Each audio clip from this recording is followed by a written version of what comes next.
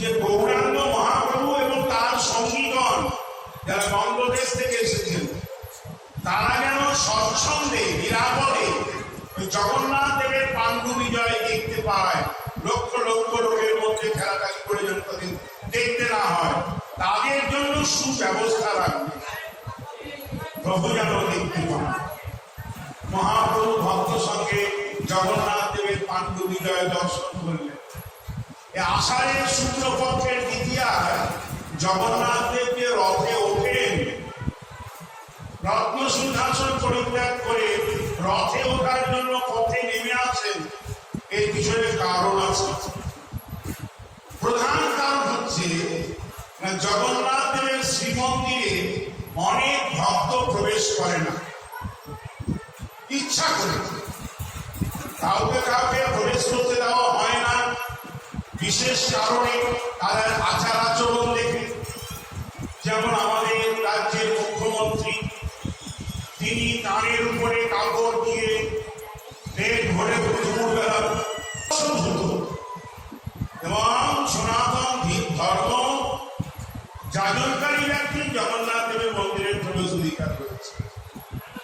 গৌরাঙ্গ মহাপ্রভুর পার্শ্বদের মধ্যে 3 জন জগন্নাথ দেবের মন্দিরে প্রবেশ করতেন না। 1 নম্বর হচ্ছে রামাচার্য জগন হরিদাস ঠাকুর, আর হোসেন সাহেব 2 কর্মচারী রূপ আর সনাতন।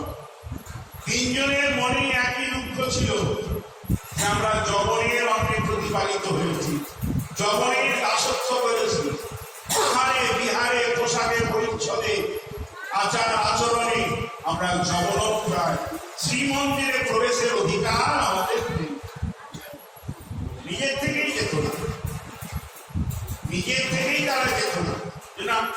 আমাদেরকে স্পর্শ করে যদি পান্ডা জগন্নাথের সেবা করতে যায়, আমাদেরই অপরাধ। তারা কি কোনোদিন জগন্নাথ দেখেননি? তাদেরকে দেখা দেওয়ার জন্যই তো।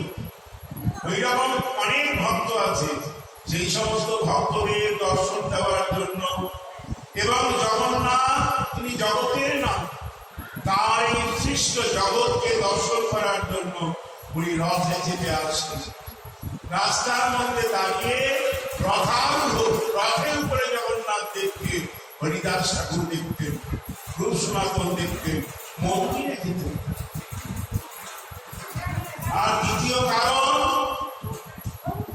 যেটাকে পণ্ডিতা মন্দির বলা হয়, ইন্দ্রদুম্ন রাজার স্ত্রীর নাম অনুসারে যে মন্দিরের নাম, ওটা আসলে সৌন্দরাচল। জগন্নাথ দেব যেখানে 12 মাস থাকেন, এটা হচ্ছে নীলাচল, আর ওইটা হচ্ছে সুন্দরাচল। ওইখানে ব্রজপ্রেমের আস্বাদন করেন শ্রী ভগবান, ব্রজরস আস্বাদন করেন। তাই বছরে একবার প্রভু এই ব্রজবাসীদের প্রেম ভালোবাসায় আকৃষ্ট হয়ে লক্ষ্মীর সঙ্গ পরিত্যাগ করে তিনি ওইখানে অশাস্ত্রের ছল করে যান। এই জগতে কোন রমণী তো সহ্য করবে না, তার প্রতি দেবতা তার স্বামীর শিরা ঘরের মধ্যে পড়ে, আসলে তো অসুস্থ নয়, পান্ডারা বলে জগন্নাথের জ্বর হয়েছে। জ্বর টর নয়, ওই স্নান যাত্রায় প্রচুর দুধ, দই, ঘি, মধু, আখের রস, রোহিণী কুণ্ডের জল দিয়ে স্নান করানো হয়। তাতে জগন্নাথ দেবের যে অঙ্গরাগ নষ্ট বলে 15 দিন হয়ে ভাস্কর যারা শিল্পী, তারা জগন্নাথ বলরাম সুভদ্রাকে আবার অঙ্গরাগ করে। শুক্লপক্ষের প্রতিপদের দিনকে নবযৌবন দর্শন হয়, রথের আগের দিন নবযৌবন নবরূপে জগন্নাথ বলরাম সুভদ্রা সুন্দরভাবে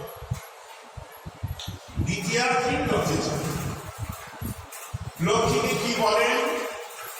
জানপ্রিয়া, বৌদ্ধ মহারাজ বলেছেন আমাকে একটু স্থান পরিবর্তন করতে হবে, বায়ু পরিবর্তন করতে হবে, এই জন্য আমি যাচ্ছি, একটু বাইরে থেকে ঘুরে আসি বায়ু। এই বলে লক্ষ্মীর কাছ থেকে ফাঁকি দিয়ে জগন্নাথ দেব ওই সঞ্জনাসনে পূর্ণিকা মন্দিরে ব্রজলীলার অসাস্বাদন করে। এই হলো রথযাত্রার প্রধান কারণ। জগন্নাথ দেব বলভদ্র সুভদ্রা রথে আরোহণ করেছেন। রথে দড়ি বেঁধে দেওয়া হয়েছে। রথ টানার সময় সারথি ইঙ্গিত করেছে চাবুক তুলে রথ টানা হোক। কাঠে ঘোড়া বেঁধে দিয়েছে, যিনি সারথি হয়ে বসেন উনি চাবুকটা তুলেছেন। তা তোলা মানে ইঙ্গিত রথ টানো, প্রস্তুত জগন্নাথ দেব যাওয়ার জন্য। লক্ষ লক্ষ কণ্ঠে জয় জগন্নাথ, জয় জগন্নাথ, জয় জগন্নাথ। রথের দড়িতে কান পড়ল, কিন্তু রথ এতটুকু নড়ল না। এবার যেমন মাত্র 12 হাত তো চিন্তায় পড়ে গেলেন। কিছুক্ষণ আগেই তো বাজনা বাজিয়ে প্রতাপ পুত্রকে পালকিতে করে নিয়ে আসা হলো। রথ ঝাল দিয়ে সুবর্ণ মাঞ্জলি দিয়ে চন্দন কর্পূর অমৃত মিশ্রিত সুগন্ধি জল সিঞ্চন করলেন। কর্পূর বাতি দিয়ে জগন্নাথ দেবকে আরতি করে পুষ্পাঞ্জলি প্রদান করলেন। মহাপ্রভু ভক্ত সঙ্গে কীর্তন করছিলেন রথের আগে। ওই দৃশ্য দেখেই মহাপ্রভুর কৃপা হয়ে গেল না যেন। আরে আরে, রাজ সিংহাসনে বসে এত বড় সম্মানের পদ রাজা, সে কিনা জমাদার মেথর হাড়ি ভাঙি তার কাজ করছে, ঝাড় দেওয়ার কাজ, ঝাড় দিচ্ছে।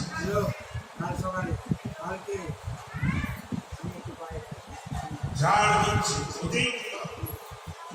দিনের অধিক দয়া করে ভগবান। ভগবানের কৃপা পেতে গেলে অহংকার অভিমান মণ্ডিত মস্তকটা নত করতে হবে। নিচু জায়গাতেই জল জমে। যত জল যেখানে নিচু জায়গা সেখানে গিয়ে দাঁড়ায়। ভগবানের কৃপাটা অহংকার অভিমান পদমর্যাদা সমস্ত কিছু গৌরবকে পরিত্যাগ করে যে যত নত হতে পেরেছে সেই ভগবানের কৃপা পেয়ে ধন্য হয়েছে। গজপতি প্রতাপ পুত্রের ওই যে মার্জন করছেন, ঝাড়ু দিচ্ছেন, ওই সেবা দর্শন করে প্রভু আমার কৃপা পেয়ে